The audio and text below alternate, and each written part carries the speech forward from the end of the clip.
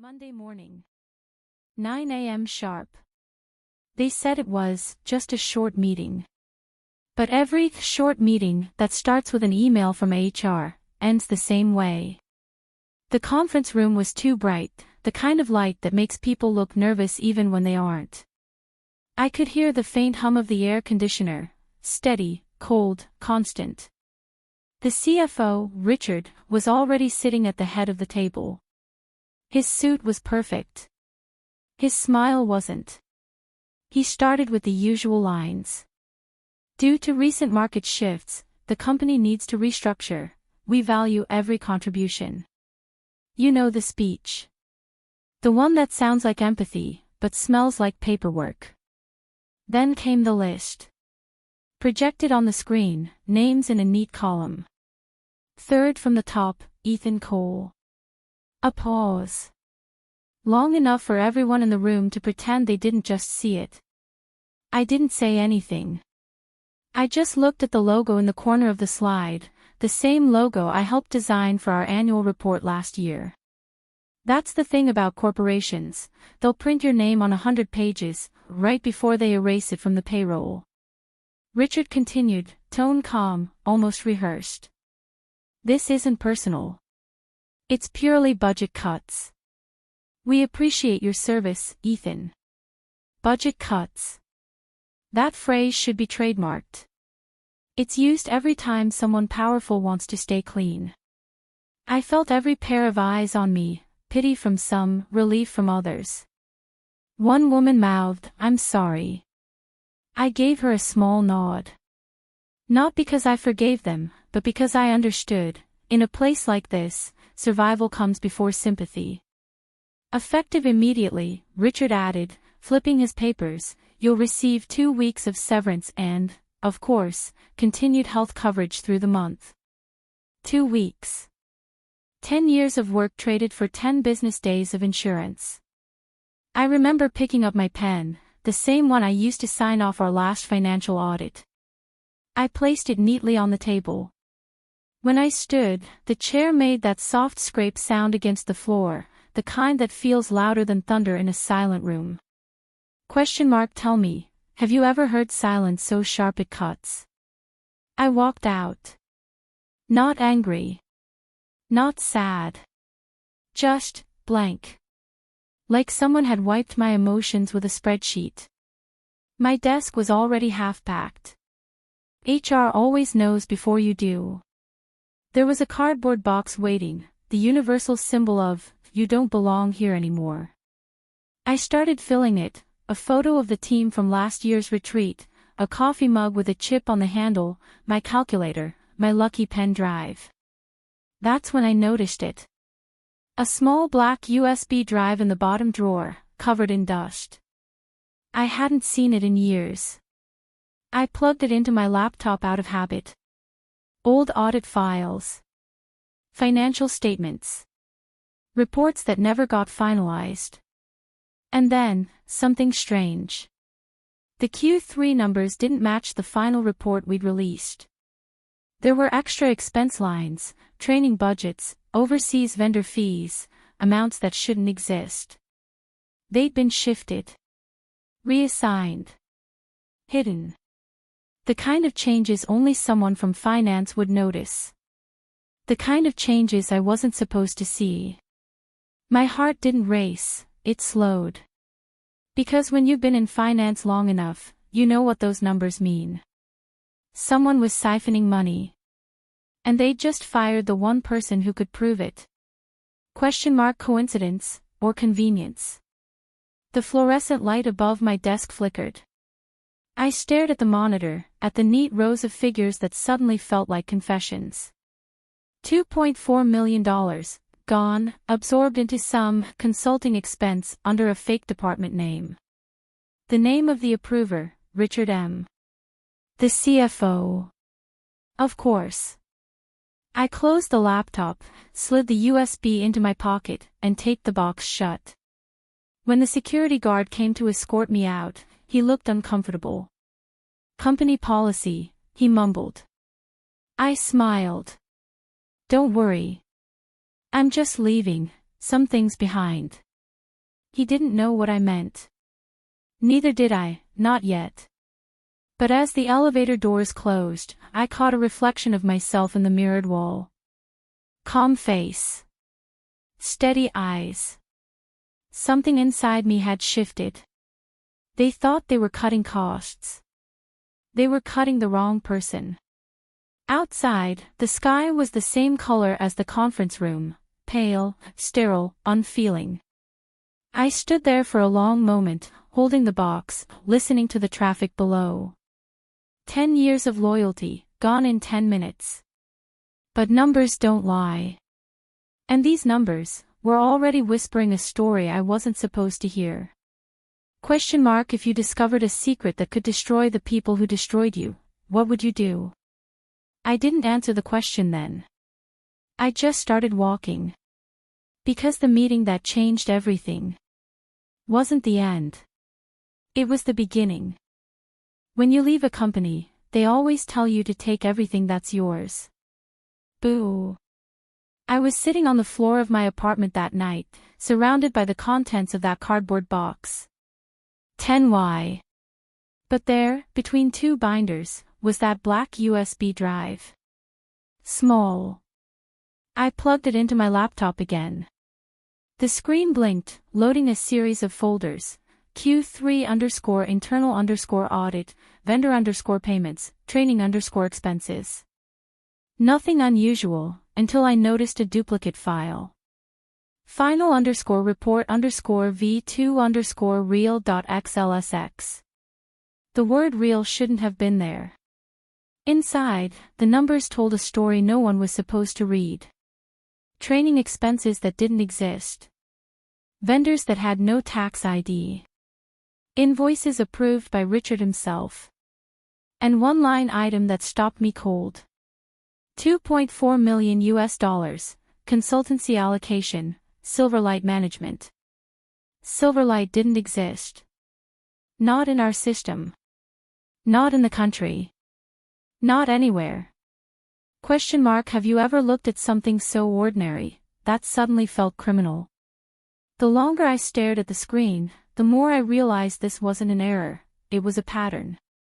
Funds moved from one department to another, then siphoned through shell invoices, eventually landing in what looked like personal accounts offshore. It was elegant. Precise. The kind of fraud that only someone inside would understand. Someone who thought no one would ever check. But they'd forgotten one thing. Accountants don't forget numbers. The same digits that built their empire would be the same digits that exposed it. I leaned back, the glow of the laptop washing the room in pale light. The hum of the refrigerator was the only sound, calm, mechanical, indifferent. My hand trembled slightly, not from fear, but from realization. They didn't fire me because of budget cuts. They fired me because I saw too much. A notification pinged on my phone, an email from HR. Please confirm the return of all company devices and data storage materials by end of week. I stared at it. So they knew. Maybe not what I'd found, but that I had something they wanted back. For a moment, I considered deleting everything. Forgetting it. Moving on. Maybe tea. But I wasn't angry anymore. Just focused. I created a backup of the files on an encrypted drive, labeled it simply Insurance. Then I printed a few pages, hard evidence. The smell of ink filled the room. I laid the papers flat on the table like a map of betrayal. Each transaction, each signature, each name connected like threads in a web spun from greed and arrogance. The top of that web read, approved by R. Matthews, Chief Financial Officer. Richard. I remembered his calm voice in that conference room. This isn't personal. Maybe it wasn't, for him. But it was now. If someone erased your name to protect their crime, would you erase them back? I turned off the lights. The glow from the laptop still flickered faintly in the dark. I couldn't sleep that night. My mind kept looping back to one phrase from his speech. Restructure. Reallocate. Optimize. That was the language of thieves dressed as executives. Around 3 a.m., I opened my window. The city was quiet, a grid of lights and secrets. And I made a decision. I wasn't going to expose him right away. Not to the press, not to the board, not yet. No, I was going to understand the full scale of it first. If you pull one thread too early, the whole web adjusts. I'd learned that the hard way. So I began building my plan, not revenge, not yet, documentation. The only weapon that truly matters in corporate warfare. Step 1, collect every hidden ledger I could find. Step 2, trace where the Silverlight money actually went. Step 3, wait. And when the time was right, the truth would detonate quietly, no screaming, no threats, just the cold sound of numbers speaking for themselves. Before shutting down the laptop, I noticed something else, a timestamp on the audit file. It had been modified 2 days after my termination notice was printed. Meaning someone had used my credentials to alter the records, to erase my last audit entry. Someone wanted me gone and blamed. That's when the fear finally came. Not for my job, that was already gone, but for my name. If they were willing to manipulate data, they could frame me just as easily. I realized then, this wasn't just fraud. It was war. A silent, elegant war fought in spreadsheets and passwords. I took one last look at the USB before locking it away in a drawer. It looked harmless, small, ordinary, insignificant. Just like me. But that's the thing about ordinary people. When you take everything from them, they stop having anything to lose. I turned off the lights and whispered to myself. You fired the wrong man, Richard. Then I smiled, the kind of quiet smile that comes right before a storm. Tell me, if you held the proof that could destroy your boss, would you use it? Or would you wait, just to make sure it hurts? Because that night, under the hum of the city, I wasn't planning revenge. I was calculating it. The numbers never lie. But people do, and they hide behind numbers because they think no one's really looking. 3 days after I found the USB, I started to see patterns everywhere. In the morning news ticker, in random invoices I remembered approving, in the way our budgets always balanced too perfectly. Every company has ghosts in its spreadsheets, tiny inconsistencies that vanish once the quarter closes. But this wasn't random noise. This was deliberate. It began with one file, training_expenses_q3.xlsx. 200 entries. Most of them legitimate. Except one, invoice #SL4219. Vendor, Silverlight Management. Amount, $312,400. The same fake company name I saw before. The transaction ID linked to a payment account in Luxembourg. No training event. No staff attendance. Just money, disappearing into a void. I checked the metadata. The file had been modified on a Saturday, at 2:47 a.m.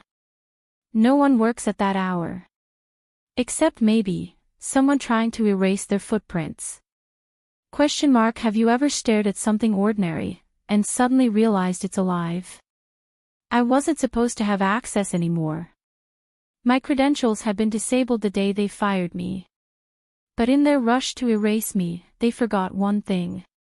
I built half of the access controls myself. I still had a backdoor. A quiet line of code I wrote years ago, meant for emergency recovery. Now it was my way back in. I logged into the internal finance portal. The interface greeted me like an old friend, blue header, gray cells, familiar rows. And within minutes, the ghosts started appearing. Transfers to non-existent departments. Projects that had never been approved, yet funded 6 figures. Payments signed under Richard's digital signature, but from accounts linked to other executives. It wasn't just him. It was a network. The fraud was too structured, too clean to be one man's greed. Someone higher, or maybe smarter, had designed the flow. Each month, funds were rerouted through 3 or 4 shell companies before vanishing offshore. I mapped it out on paper, a web of arrows and numbers stretching across my wall. By midnight, my apartment looked like a crime scene made of spreadsheets. I drew a circle around 5 names, people who approved, signed, or received those funds. All of them were still at the company. Including one name I didn't expect, Anna Ruiz. Formerly my direct supervisor. The one who hugged me after the meeting and whispered, "You deserved better." I wanted to believe she didn't know. But the system doesn't lie. Her signature was everywhere. I sat there in silence. The city outside was pulsing with life, horns, chatter, the faint buzz of streetlights. But in my room, it was just me and the hum of my computer fan. Every time I thought I'd reached the end, another file appeared, like the system itself was taunting me. Ghosts in the numbers. That's what they were. Every transaction looked perfect on the surface, approved, documented, timestamped. But when you followed the trails long enough, the ghosts whispered the truth. Would you stop digging if the truth started looking back at you? I cross-checked the Silverlight account. The registered owner was an investment firm under a different name, Northbridge Consulting. And who was the listed compliance officer? Richard Matthews. The same man who fired me for budget cuts. I felt a quiet satisfaction rise, not anger, not revenge. Just confirmation. The numbers had spoken. But there was something else, something worse. In one folder labeled audit_backup_2018, I found a spreadsheet marked Historical Adjustments. Inside were records from 4 years ago. It showed the exact same scheme, different names, same pattern. Meaning, this had been happening long before me. I hadn't stumbled onto an accident. I'd walked into a tradition. The realization hit hard.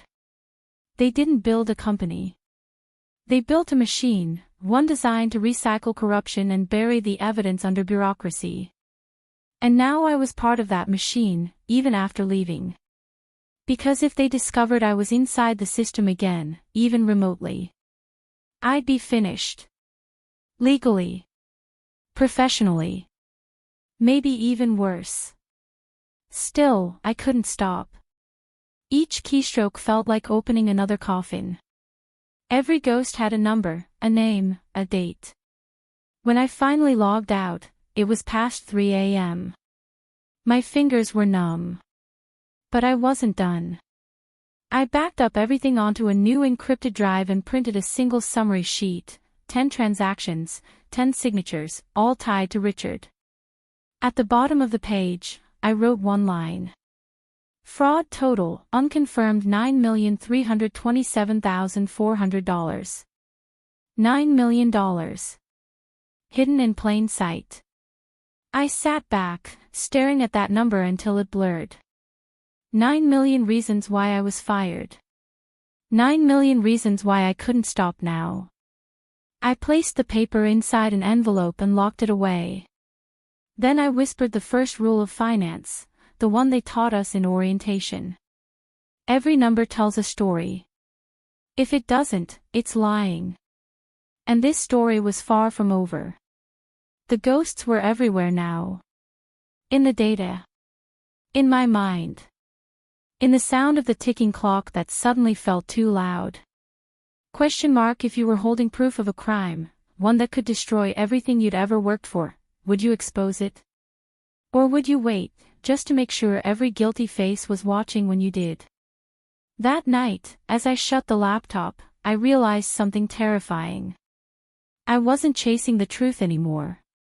The truth was chasing me. And for the first time, I felt it watching back. From inside the numbers. My phone rang at 11:47 p.m.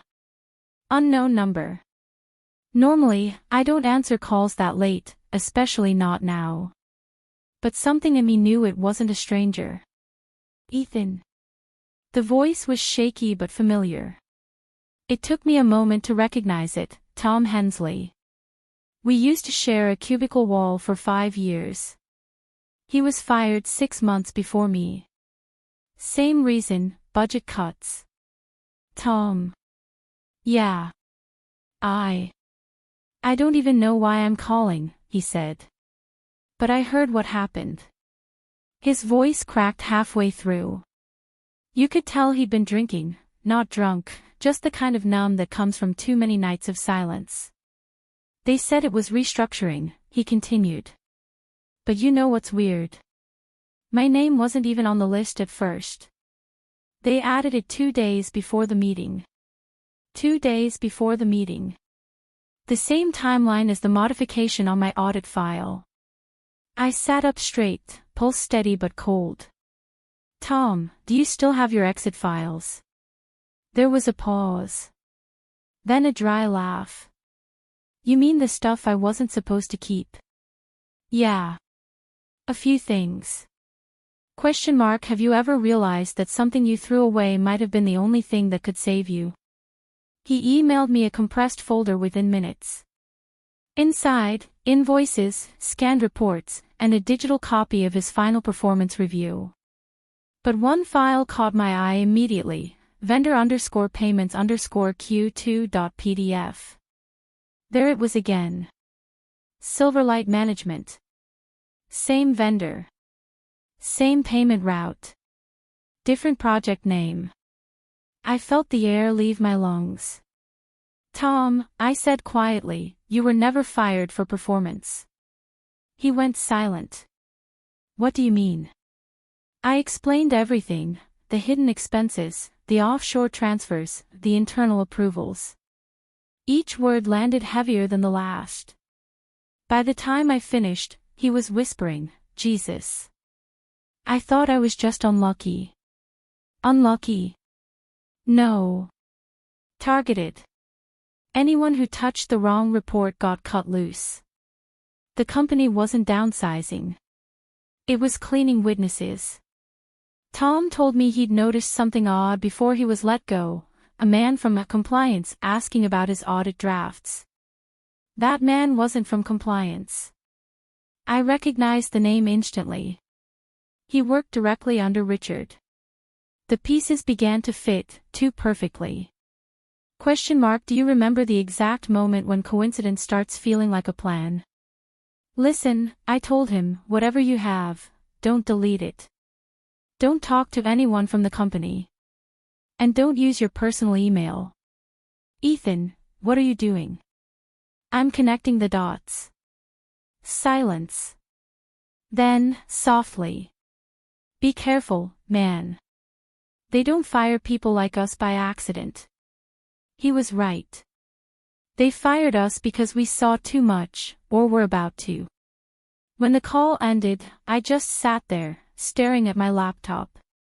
Tom's voice lingered like static, nervous, broken, real. And in that quiet apartment, I realized something terrifying. If there were 2 of us, there were probably more. I started checking LinkedIn profiles, ex-employees who left abruptly, all citing restructuring. Different departments. Different years. Same month of termination, March. March, the end of Q1. Every year, right after budget reports closed. That's when they cleaned house. One post caught my eye, Maria Chin, Internal Audit Lead, 2018 to 2022. I remembered her. Smart. Precise.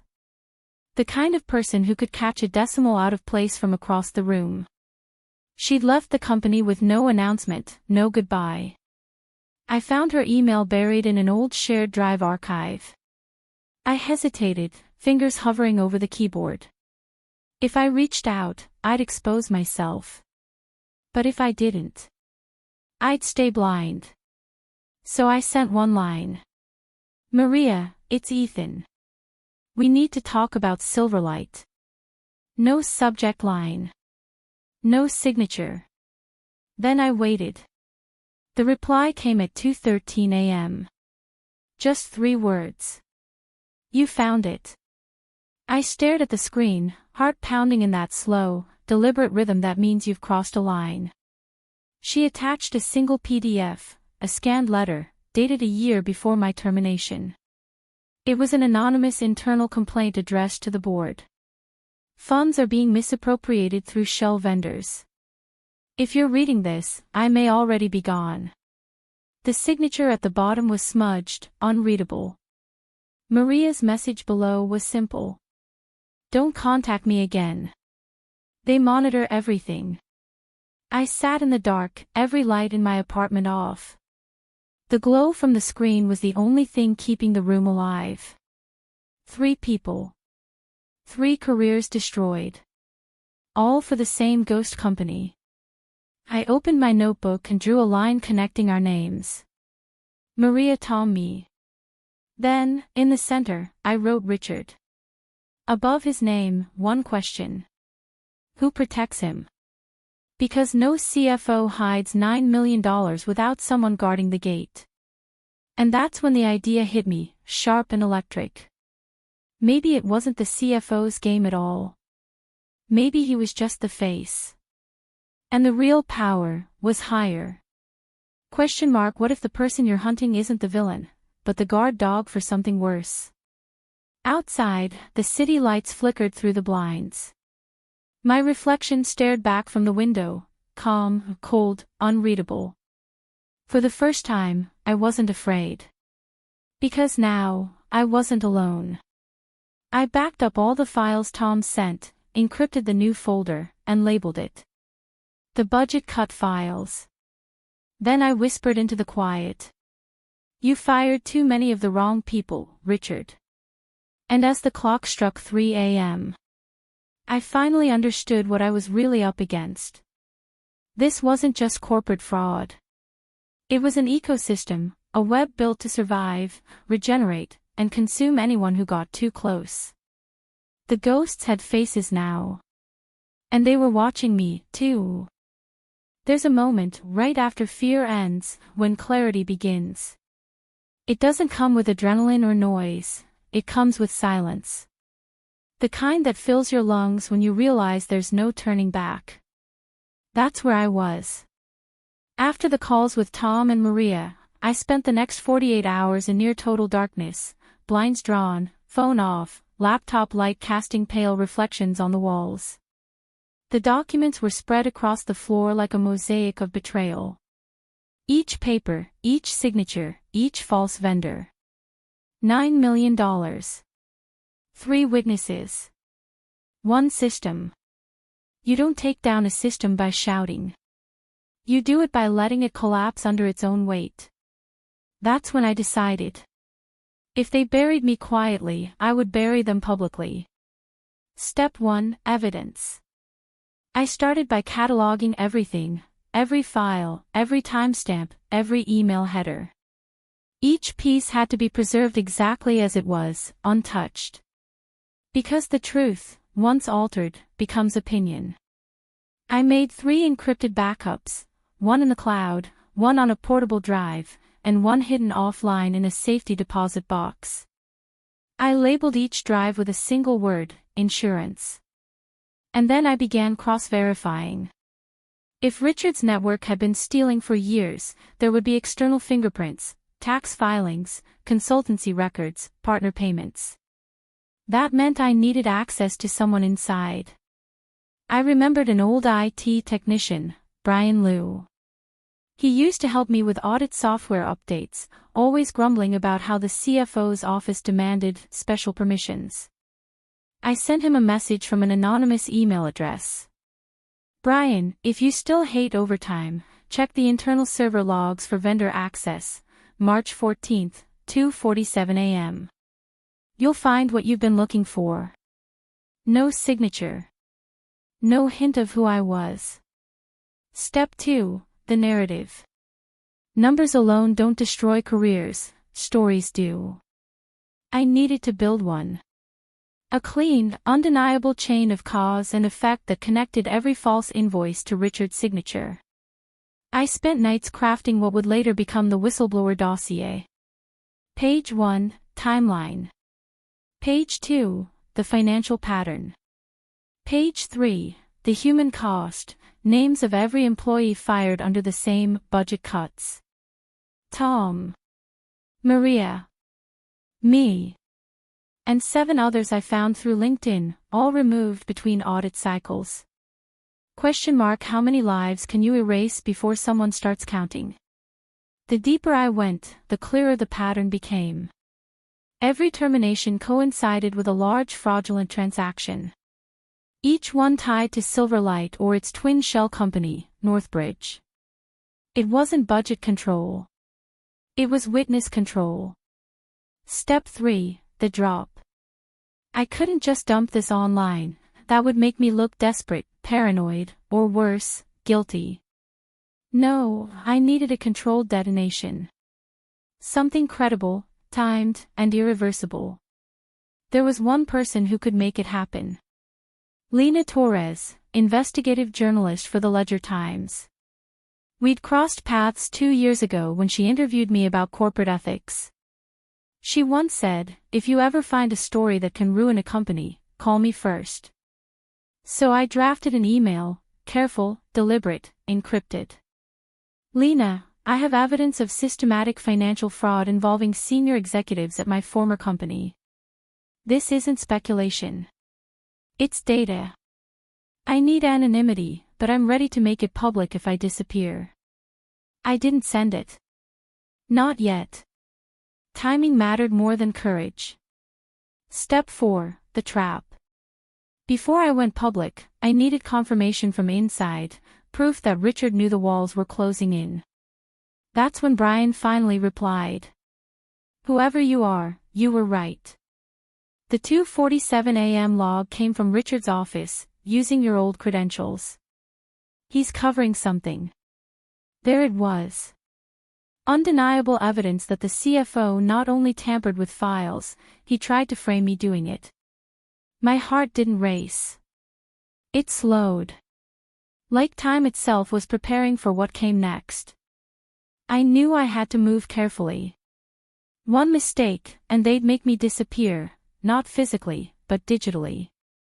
Erase my name, destroy my reputation, make me the ghost they already claimed I was. So I turned their system against them. I uploaded a single, invisible file to the company's shared drive, a harmless spreadsheet that looked like any other.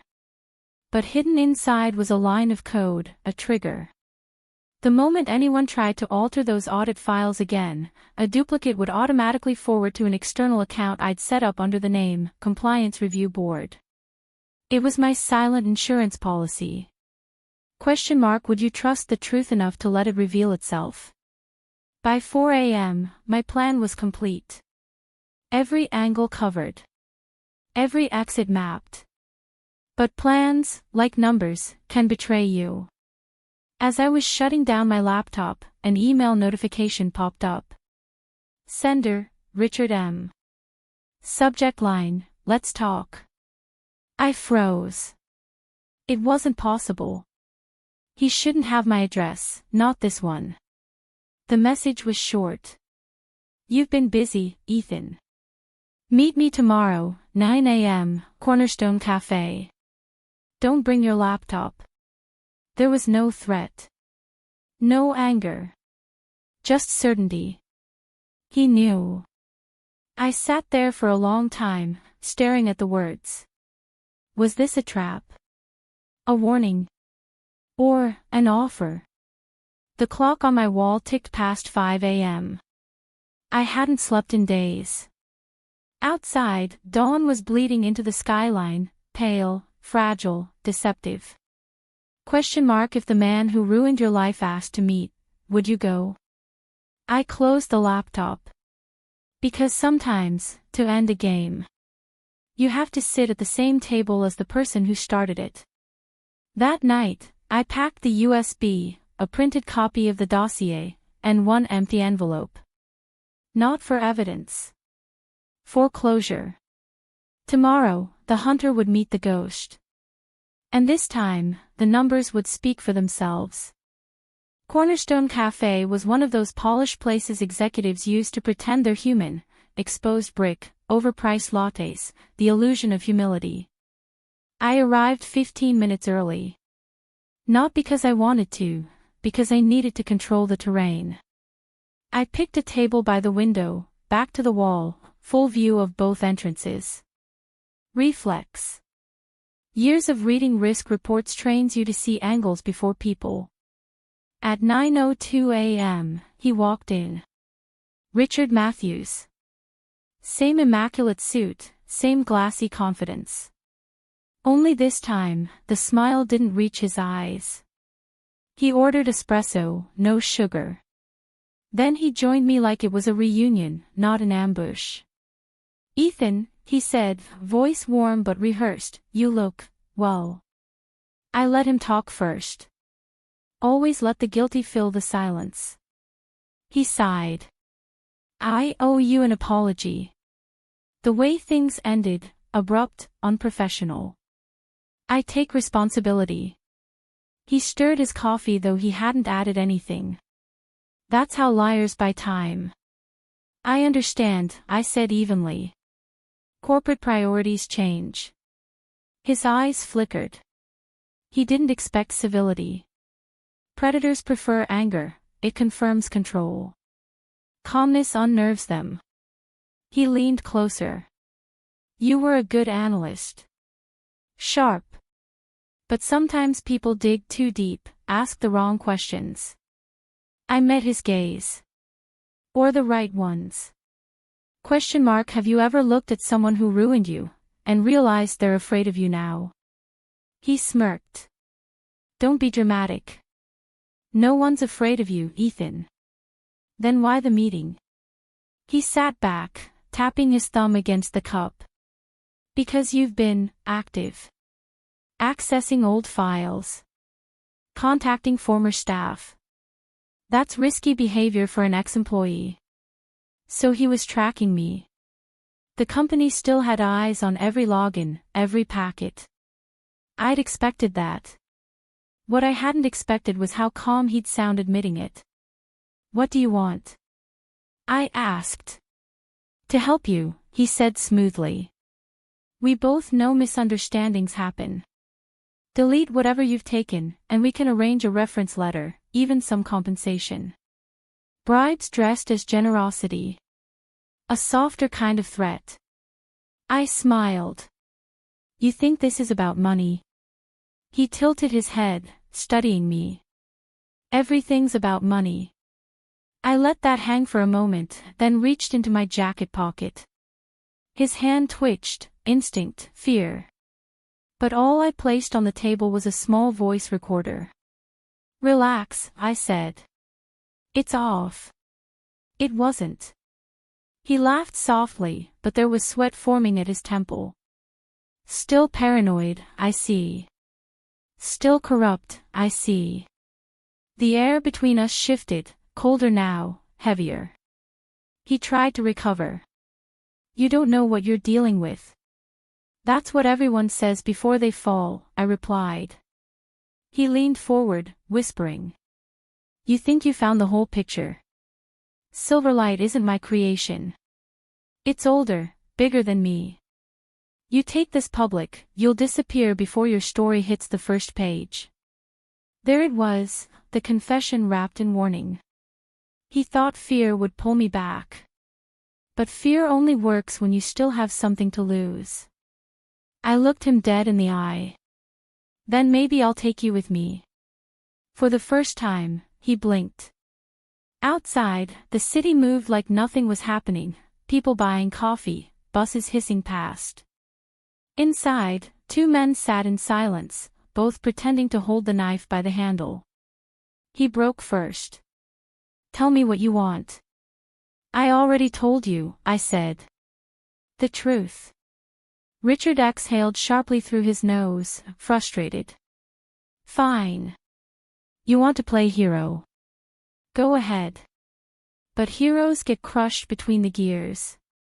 He stood, leaving a crisp 100 on the table. You'll regret this.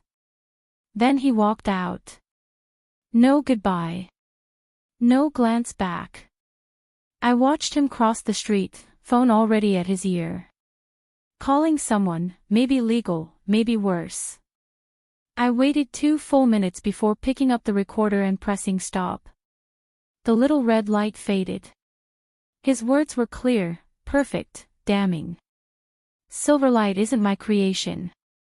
It's older, bigger than me. I slipped the device into my pocket, left the cafe, and turned down a side street. A black sedan idled half a block away. Tinted windows. Engine running. Coincidence? Maybe. But coincidence had become extinct in my world. I kept walking, slow, deliberate. The hum of the city wrapped around me, horns, footsteps, the hiss of tires on wet asphalt. Every sound felt amplified, like the world was leaning in to listen. When I reached the corner, I ducked into a bookstore and slipped through the back exit. Old habits die fast when someone might be watching. Back home, I replayed the recording. Each word echoed like a confession carved in glass. That was all I needed. The proof that this wasn't a lone crime, it was a network. And Richard wasn't the architect. He was the gatekeeper. If you discovered your enemy was just another pawn, would you stop, or would you find who's moving the pieces? I opened my encrypted folder and added the file. audio_confession_01.mp3. Then I sent a single message to Lena, the journalist. No context. Just an attachment and 3 words. He confirmed it. Seconds later, her reply came through. Then it's time. I leaned back, the weight of what I'd done settling like dust after an explosion. Somewhere out there, Richard was realizing he'd made a mistake, inviting me to coffee instead of burying me quietly. And as I stared at the blinking cursor on my screen, I whispered to no one. You shouldn't have fired the accountant. The ghosts were no longer in the numbers. They were in the voices. And soon, the world would hear them. Part 2 is still on the channel. Please watch and follow.